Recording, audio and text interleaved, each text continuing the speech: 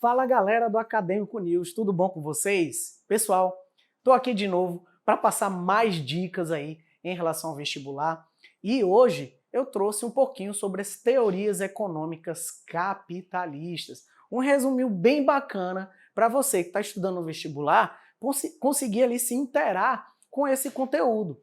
Então, nós sabemos aí que no vestibular esse conteúdo relacionado às fases do capitalismo, a história desse capitalismo e as consequências da globalização atual é muito presente na prova do Enem e também na prova da Universidade Federal de Roraima.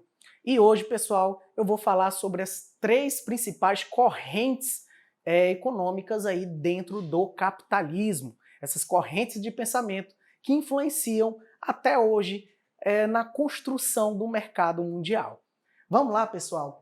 Ao longo da história do capitalismo, surgiram muitas reflexões teóricas que buscavam uma compreensão mais profunda sobre o funcionamento do sistema econômico. Na prática, a principal diferença entre essas teorias se referia ao papel de atuação do Estado perante a economia de mercado.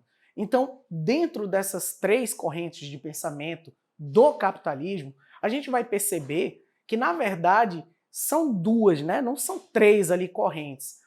A gente fala três por causa do contexto histórico que vai influenciar nas mudanças que ocorreram à medida que a relação do Estado com a economia ela vai mudando ao longo da história. Então, no primeiro contexto, levando em consideração aí as primeiras fases do capitalismo, pessoal, então as primeiras fases estão relacionadas ao comércio mundial, ligadas também à política ali das grandes navegações. Então, o que acontece? As relações econômicas elas não eram mediadas ali pelo Estado. Esse capitalismo ele corria livremente. Tá? E um dos primeiros aí pensadores a abordar essa corrente econômica chamada de liberalismo econômico foi o Adam Smith. Outro também que teve uma muito forte nessa corrente teórica foi o David Ricardo. Só que o mais conhecido realmente é o Adam Smith, né, que vai defender essa visão de liberalismo. Então o Adam Smith ele escreveu o livro A Riqueza das Nações. E lá nesse livro ele falava como que um país deveria controlar ou deixar livre essa economia capitalista, que só assim o país poderia se desenvolver. Então ele acreditava que a relação entre liberdade econômica estava diretamente ligada à questão da liberdade com as empresas ou a pouca interferência do Estado na economia iria favorecer esse desenvolvimento. Então, segundo Adam Smith, a economia de um país deveria sofrer a menor interferência possível do Estado, uma vez que ele acreditava na autorregulação do mercado como suficiente para a definição dos preços das mercadorias e a forma como essas deveriam ser produzidas. Esse movimento foi denominado pelo teórico como a mão invisível do mercado. Tais valores também ficaram conhecidos pela expressão francesa laissez-faire, cujo significado seria deixar fazer ou deixar acontecer, deixar aí essa mão invisível do mercado atuar. Então o Estado, dentro da visão dele, se ele interferisse nessa economia, ele iria atrapalhar, iria criar vícios para o desenvolvimento econômico desse país. Nesse período, denominado por estudiosos como fase concorrencial do capitalismo, havia milhares de pequenas empresas negociando no mercado. Então, dentro desse contexto que o Adam Smith estava atuando, o contexto histórico dele, você via que a economia ela era controlada, na verdade, pelas pequenas empresas. Então você não tinha ainda aquela formação dos grandes monopólios, né, os oligopólios. Eram pequenas empresas ali que estavam determinando essa regulação do mercado. Então existia ali um mercado perfeito, né, um capitalismo perfeito, onde você não tem uma grande empresa ou não tem o Estado influenciando nesse comportamento econômico. Então existia um certo equilíbrio funcionando aí dentro desse contexto liberal.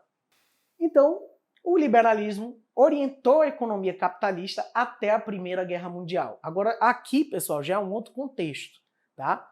Porque ali, já no início do século XX, o capitalismo liberal ele já não era aquele do concorrencial, já não tinha essa mesma característica do século XVIII, quando já se iniciava a formação de grandes oligopólios, monopólios, né, empresas controlando determinados mercados, ou então empresas se unindo para conseguir ali vencer os seus concorrentes. Então já é um contexto totalmente diferente. Esse contexto ele vai ser muito importante porque até o modelo de produção industrial em larga escala, que a gente vai chamar de Fordismo, essa produção em larga escala, ela também vai facilitar uma grande crise que vai ocorrer.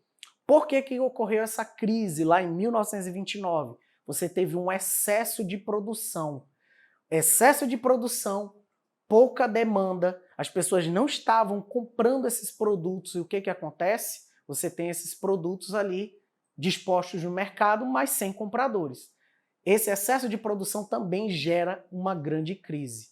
E a crise de 29 ela vai ser um ponto muito marcante na visão econômica a partir de então. Por quê? Porque foi percebido que deixar essa economia livre, sem controle, poderia gerar grandes empresas consumindo as outras empresas, né? Uma concorrência que acabava sendo desleal. Então esse mercado já não era mais de um funcionamento perfeito, tá? E aí, pessoal, o que vai acontecer? Na crise de 29, a gente vai perceber que tem até uma influência na economia brasileira, que a gente vai ter a crise do café. Por quê? Esse modelo de produção em larga escala, em grande extensão, ele já não era mais suficiente para atuar no mercado internacional. Então aí o melhor exemplo, né, símbolo disso foi a quebra da Bolsa de Valores de Nova York em 1929. Então a partir daí, pessoal, depois da quebra da Bolsa de Valores em 1929, né, a Bolsa de Valores de Nova York, o que vai acontecer? Os estados eles começam a se questionar, né? Quem tem condições de reerguer essa economia? Quem ia ter capital para isso? Já não era mais as empresas, e sim eram os governos. Então esses governos passam a administrar economicamente determinados setores, principalmente na área de construção. Construção de hidrelétricas, rodovias, ferrovias, né? Uma participação do Estado cada vez mais atuante. Começa também a ter uma preocupação cada vez maior com a qualidade de vida dos habitantes. Então, esse modelo econômico liberal, ele já não se encaixava naquele contexto da época, que você tinha uma grave crise, pessoas desempregadas e empresas sem condições de, novamente, sustentar essa economia. E aí vem o Estado, tá? Só que aí o Estado, nesse caso, essa atuação do Estado, ela não pode ser confundida com outras correntes. Como, por exemplo, às vezes a gente vê muita confusão em nomear determinados modelos econômicos. Muita gente confunde essa atuação do Estado com socialismo, que não tem nada a ver, tá, pessoal? Uma coisa é o capitalismo de Estado, tá? Onde o Estado ele regula essa economia, e a intenção desse Estado regular essa economia é principalmente no contexto de crises, quando o mercado ele não consegue se reerguer sozinho. Então o Estado vai lá e dá essa ajuda para o mercado. Então assim, o modelo keynesiano que a gente vai falar agora, esse capitalismo de Estado, ele existe justamente para perpetuar o sistema capitalista. Num contexto de crise, o Estado vem para salvar o capitalismo. Então aqui, surgindo o keynesianismo, né, que vai ganhar força principalmente após aí a crise de 29, que na verdade são teorias econômicas propostas pelo economista John Maynard Keynes. Então esse economista ele reuniu no livro dele, chamado Teoria Geral do Emprego, do Juro do Dinheiro, preceitos que foram utilizados para combater os problemas econômicos gerados pela crise de 29. Segundo Keynes, o poder público deveria interferir na economia para garantir a geração de emprego e o aumento de consumo. A intervenção do Estado na economia deveria ser feita por meio de grandes obras, como rodovias, ferrovias, portos, hidrelétricas, e do welfare state, que é o estado de bem-estar, É o estado de bem-estar social, onde você fornece a educação, saúde, segurança, o emprego pleno. Então existe essa preocupação ali do bem-estar social, né? Garantir esse emprego para a população. É interessante também levar em consideração que a Europa aplicou esse modelo de bem-estar social em larga escala após a Segunda Guerra Mundial. Então você tinha os governos locais controlando grandes empresas, controlando o setor ferroviário, o setor aéreo, por exemplo, né, empresas de aviação, criando empresas aí, gerando ali tecnologia. Então você tem uma forte participação do setor público, do Estado, na economia. Então, do ponto de vista keynesiano, o liberalismo não funcionava. Por que isso? Porque isso ia ocorrer ali uma ânsia de vencer a concorrência, e nessa ânsia de vencer a concorrência, essas empresas iriam passando por cima das outras. Tá? Então, ali, dentro desse contexto que você não tem regras, você sai derrubando seus concorrentes, você compra esses concorrentes, e dessa maneira você não tem mais esse chamado mercado perfeito. Então iria chegar um momento que o próprio liberalismo ele já não iria mais existir. Esse próprio mercado livre já não existiria, porque você teria oligopólios e monopólios controlando essas mercadorias. Keynes não propunha a socialização dos meios de produção, característica do sistema socialista, mas a manutenção do sistema capitalista reformado. Da aliança entre Estado e capital, surgiu assim o modelo fordista keynesiano. Então você cria ali planos, né? Planos de crescimento econômico, planos de desenvolvimento econômico para atingir determinadas metas. Né? A partir de então, o Estado e o mercado, a economia, vão trabalhar usando metas para gerar esse crescimento econômico. E, de fato, a gente vai perceber que países como o Brasil, né, você tem ali o período do Estado Novo, o governo Vargas, por exemplo, o governo Vargas ele foi um governo altamente interventor.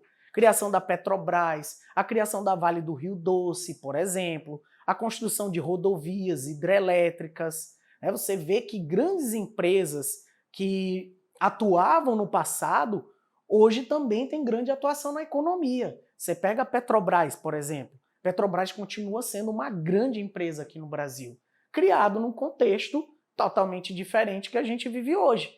Hoje a Petrobras ela não é 100% estatal, ela é de economia mista. Então já existe uma certa participação do mercado nas decisões da empresa. Então esse é um exemplo que a gente pode citar, né? Essa questão da atuação mista, né? As chamadas empresas mistas, controladas tanto pelo Estado quanto também pelo mercado. Tá? Então, assim, aqui, pessoal, do ponto de vista keynesiano, a gente vai perceber que os países que seguiram esse modelo, né, tiveram altos índices de crescimento econômico e desenvolvimento, principalmente nos países mais ricos, e também se expandiu para outras regiões do planeta, né, a exemplo dos países emergentes. Então não foi só o Brasil que aplicou esse modelo lá no contexto do Estado Novo, né? Você teve a Argentina, o México, quem mais aí? Você teve outros países aí, como a Índia, né, lá, já levando em consideração a Ásia. Então, outros países, até mesmo ali já desenvolvidos, né, como o Japão, a Coreia do Sul, a gente pode dizer que todos eles passaram por essa fase do capitalismo de Estado. Ah, então isso quer dizer que esse capitalismo de Estado, ele já acabou essa visão? Não tem mais essa corrente econômica? Ainda temos os defensores dessa corrente econômica, tá? Principalmente hoje, né, os governos mais associados ali ao espectro político de centro-esquerda, né, ou os governos de esquerda, geralmente eles adotam esse modelo aí de capitalismo de Estado, tá? Então é difícil na atualidade você ver países defendendo abertamente ali o socialismo, né? Isso até dentro do contexto aí de países com espectro político, né? Governos ali com espectro político de esquerda. até mesmo o capitalismo de Estado, né, o keynesianismo, ele vai passar por uma crise. E essa crise ela vai ocorrer acentuadamente, principalmente ao longo dos anos 70. E o que aconteceu ao longo dos anos 70? Uma série de fatores, como a crise do petróleo, né, a criação da OPEP, que é a Organização dos Países Exportadores de Petróleo, né, os juros internacional ele sobe com essa crise do petróleo. E aí o que vai acontecer, pessoal? Lembra que a economia estava controlada ali pelo Estado, né? Até nos países ali emergentes ou países desenvolvidos? E o que vai acontecer? Esses governos, eles vão ficar muito endividados. Porque para manter esse padrão de vida elevado, o estado de bem-estar social, o governo ele tem que administrar bem as suas finanças e tem que ter a noção ali que o custo vai aumentando em contexto de crise. E aí o que vai acontecer? Num contexto de crise, o Estado não conseguia mais manter esse estado de bem-estar social. E aí o que vai acontecer? Uma nova corrente econômica que, na verdade, trazendo novamente ali, bebendo ali das fontes do liberalismo, ele vai retornar com força. Então esse retorno do liberalismo, ele é tratado como neoliberalismo, que já é um novo contexto. Esse novo liberalismo, ele tem que levar em consideração que agora o Estado ele atua, diferente lá do contexto do século XVII com do século XVIII. Então esse Estado atuante, ele vai passar também a regular essa economia. Só que essa regulação vai ser de que maneira? Criando leis. Não vai ser mais ali um Estado ausente ou um Estado que vai ter 100% ali de determinadas empresas. Não, o que vai acontecendo? Ele vai privatizando essas empresas para colocar caixa, né, dinheiro em caixa novamente na economia. Ou colocar ali esse dinheiro para pagar as dívidas geradas ali por esse estado de bem-estar social. E dentro desse estado de bem-estar social, o que vai acontecer? Determinados serviços públicos que antes eram garantidos pelo Estado, pelo governo, eles passam a não ser mais atendidos. Como, por exemplo, a educação, a saúde, empresas ali estatais ligadas à infraestrutura. Todos esses setores eles vão sendo privatizados, eles vão sendo vendidos, porque o Estado não consegue mais arcar com esse custo. E aí o que vai acontecer? Principalmente nos países mais pobres, né, os países ali emergentes. Os compradores dessas empresas estatais ou em determinados setores estratégicos, geralmente são de países ali desenvolvidos. Então você pega o setor de mineração no Brasil, nós tínhamos a Vale do Rio Doce, que era estatal, ela foi privatizada e virou só Vale. Então grande parte dos acionistas são de onde? São de outros países, Estados Unidos, são da União Europeia, às vezes são da China, né, de outros países asiáticos. Então você vê um controle de determinados setores por empresas de outros países. Na questão de construção, por exemplo, ao invés de serem empreiteiras do país local ou empreiteiras brasileiras, essas obras passam a ser feitas por quem? Por empreiteiras de outros países. Então existe toda uma dinâmica financeira ligada a tudo isso. Os empréstimos, por exemplo, para pagar essas dívidas ali geradas, né, por esse estado de bem-estar social. Muitas das vezes, esses países se endividam para pagar essa dívida pública e aí vira uma bola de neve. A gente vê aí alguns países com uma situação econômica muito complicada. Por exemplo, a Argentina. A Argentina também passou por esses processos. Liberalismo, keynesianismo e o neoliberalismo. Então, assim, essa dificuldade em adotar um determinado modelo e essas brigas internas ali na questão financeira do país, isso acabam gerando crises ali que vão se perpetuando décadas após décadas, tá? E quem sente de fato aí muito dessas mudanças é a população, porque às vezes perde esse serviço que ela tinha que era público e ele passa a ser privado. E muitas das vezes ela não tem condições de manter esse padrão de vida. Bem, o neoliberalismo ele já começa a ter ali uma leitura a partir da Segunda Guerra Mundial, lá na década de 40. E o principal economista aí dessa escola, né, essa nova escola, é o Friedrich Hayek, tá? Ele faz parte da escola austríaca, né? Então, grande parte hoje dos economistas ali que bebem dessa fonte neoliberal, eles saem da escola austríaca. A partir de então, esse modelo neoliberal vai entender que essas regulações do Estado, né, esse controle, vai gerar cada vez um endividamento maior. Então, lembra da atuação da mão invisível do mercado? Então, na visão neoliberal, continua com essa questão de que tem que ser o mercado que vai regular essa economia. O Estado não tem condições de abarcar todos esses serviços. Então ele vai ser ineficiente. Lembrando, isso dentro da visão neoliberal. E aí o que vai acontecer? O pensamento de Hayek ficou marginalizado até o início dos anos 70. Olha o que acontece na década de 70. A crise da dívida aí dos países emergentes, a crise do petróleo. Tudo isso aí, pessoal, vai acontecendo ao longo dos anos 70 e 80 e muitos desses países não vão conseguindo passar por essa transição econômica. Veja que nos anos 70 e 80 ocorre um rápido investimento em desenvolvimento na área de eletrônica e muitos dos países emergentes não conseguem passar por essa transição econômica, desenvolver o setor tecnológico. E aí o que vai acontecer? Esse abandono do investimento estatal e esses empréstimos que esses países vão pegando, muitas das vezes para adquirir tecnologia do exterior, vai endividando cada vez mais esses estados. E aí, o argumento, né, de desfazer esse estado de bem-estar social, essa privatização, ele vai ficando de fato ali mais palpável, né? Você tem o aumento da inflação, você tem a diminuição da taxa de lucros das empresas, então você começa realmente a ver essa defesa cada vez maior ao neoliberalismo.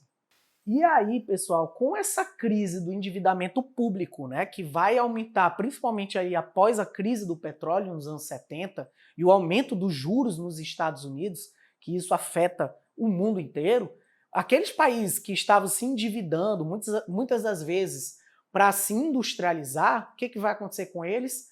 A dívida vai virando uma bola de neve, vai ficando cada vez maior. À medida que vai aumentando essa dívida, esses estados eles não vão tendo condições de manter esse padrão de vida do bem-estar social. E aí começa a surgir diversas reformas, reformas monetárias, né, as privatizações, por exemplo. Todo esse processo ele vai ocorrer basicamente nas maiores economias do planeta, inclusive aqui no Brasil. Outro detalhe, né? O Brasil ele vai privatizar muitas empresas, né? Como falei aí, a questão da Vale, a Embraer, por exemplo, que era uma empresa, era estatal e passou a ser uma empresa privada. Você tem aí a privatização de rodovias, do setor energético. Então o Estado vai vendendo ou vai dando concessão dessas áreas da economia para conseguir acumular o capital, né? Assim pagando as suas dívidas, pelo menos, né, em teoria.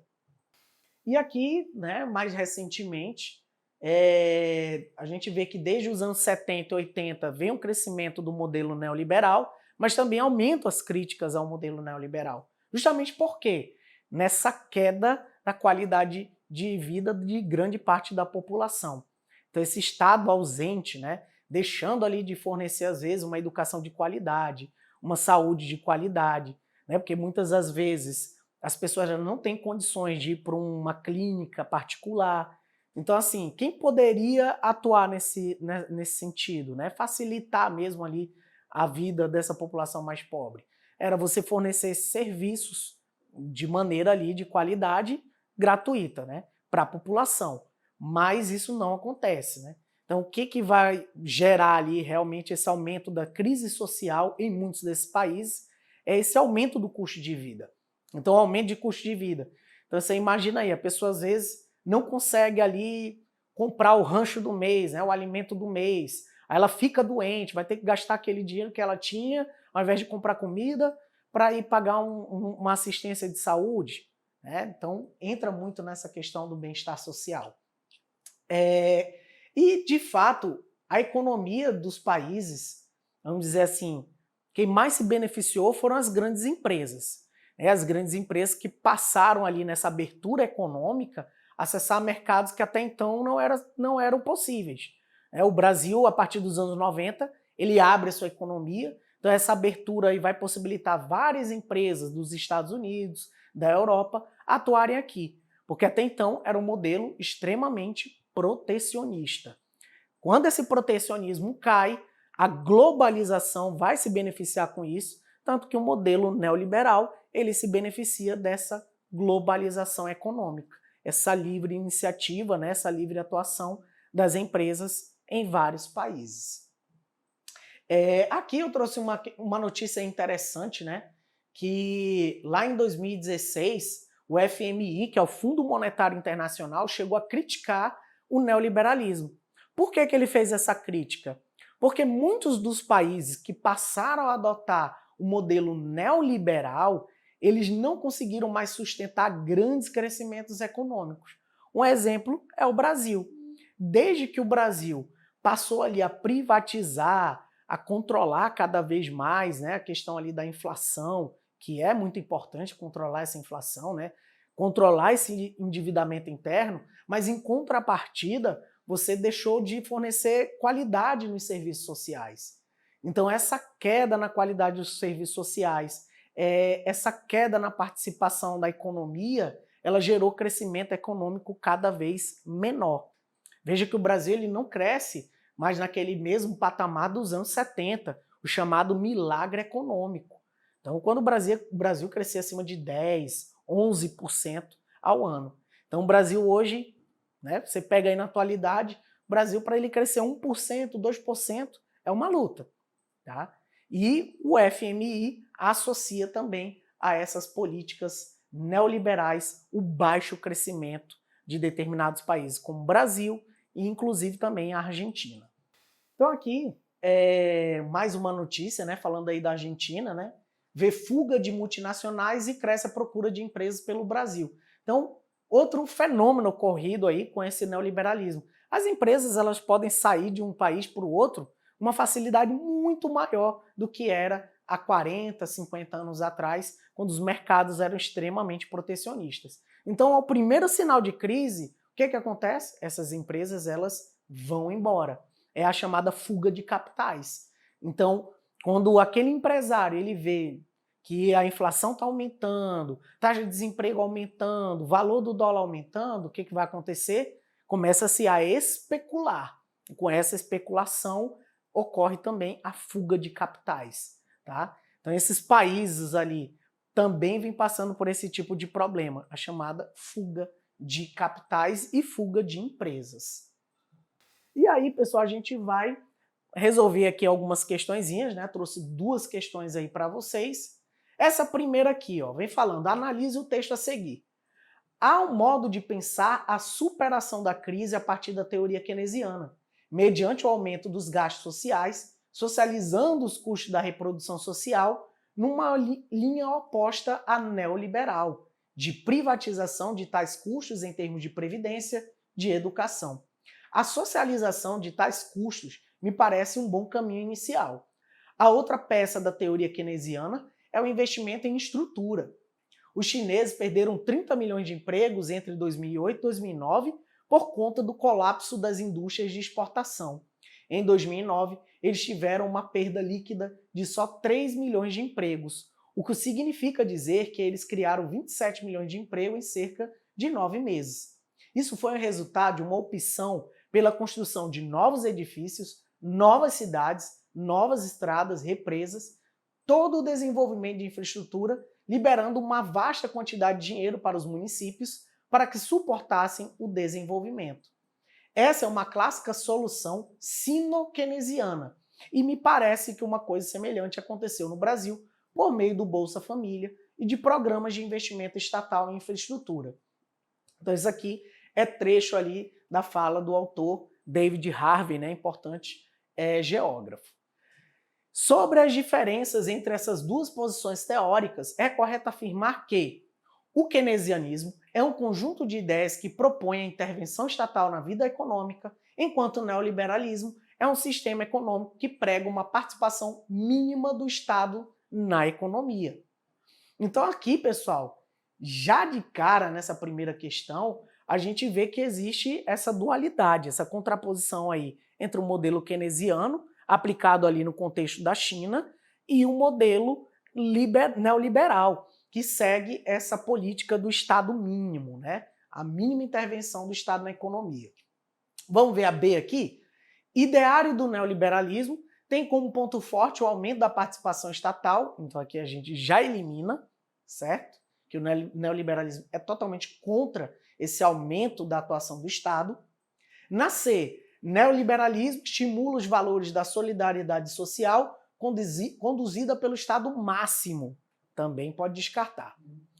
Na D, ideário do keynesianismo defende um mercado autorregulador no qual o indivíduo tem mais importância que o Estado. Não, aí já é uma visão individual, é uma visão mais ali ligada ao liberalismo. E na E, poder da publicidade na sociedade de consumo para satisfazer a população é um grande aliado da política keynesiana, enquanto as ideias neoliberais não são favoráveis a soluções de mercado, opondo-se ao corporativismo empresarial. Mais uma vez, né? São duas posições totalmente diferentes que ali, nesse caso da E, não condiz ali que diz cada uma das teorias, né? Então, o mercado vai usar a publicidade e existe esse corporativismo empresarial muito forte, regulado aí na economia. Então, como a gente viu aí, a que mais faz sentido, a correta de fato, é a letra A, né, pessoal? Vamos para a próxima questão? Então, a questão 2 diz o seguinte: em 1995, emendas constitucionais de ordem econômica puseram fim nos monopólios de empresas estatais e abriram vários setores da infraestrutura ao capital privado sob o regime de concessão. Então, o que é essa concessão? O Estado ali, ele fornece ali uma determinada rodovia ou um determinado setor, né? Pode ser o setor energético, por um determinado tempo. Pode ser ali 10, 20, 30 anos, ele entrega por esse período para o setor privado. A aprovação das emendas expressava o fato de que se havia formado um relativo consenso de opinião pública sobre a necessidade de atualizar o Estado e a economia do país, à luz do que vinha acontecendo no mundo desenvolvido. Aprovadas as emendas constitucionais, tiveram início as privatizações de empresas estatais e concessões de serviços ao setor privado. Então ali ele tem a seguinte questão: a prática econômica que fundamentou as medidas do governo brasileiro apresentadas no excerto denomina-se doutrina neoliberal, keynesiana, neocolonial, liberal, mercantilista.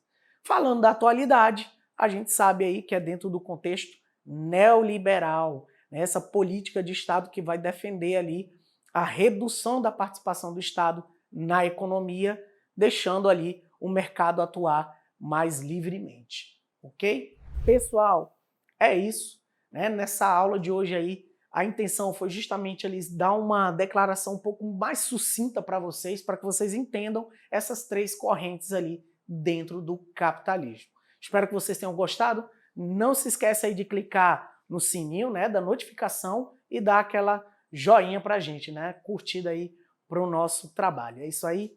Valeu, pessoal. Tchau, tchau.